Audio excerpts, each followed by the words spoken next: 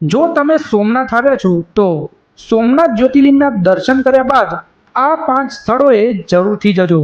પહેલું સ્થળ છે ભાલકા તીર્થ. આ એ જ સ્થળ છે જ્યાં ભગવાન શ્રી કૃષ્ણના પગમાં બાણ વાગ્યું હતું. બીજું સ્થળ છે બાણગંગા, જ્યાં 5 પ્રાકૃતિક શિવલિંગ આવેલા છે જે સમુદ્રની અંદર છે. ત્રીજું સ્થાન છે ત્રિવેણી સંગમ, જ્યાં હિરણ, કપિલા અને સરસ્વતી નદીનો સંગમ જોવા મળે છે. ચોથું સ્થાન છે ગોલોકધામ તીર્થ. શ્રી કૃષ્ણને બાણ વાગ્યા પછી તેઓ આ સ્થળે આવ્યા હતા અને ત્યારબાદ તેમને પોતાનો મનુષ્ય દેહ ત્યાગી દીધો હતો. પાંચમું સ્થાન છે સૂર્ય મંદિર અને 5 પાંડવ ગુફા.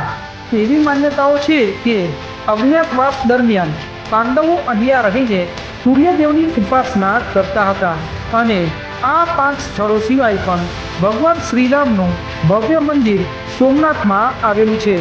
મિત્રો, વિડીયો પસંદ આવ્યો હોય તો લાઈક, શેર અને અમારી ચેનલને સબસ્ક્રાઈબ જરૂરથી કરજો. ધન્યવાદ.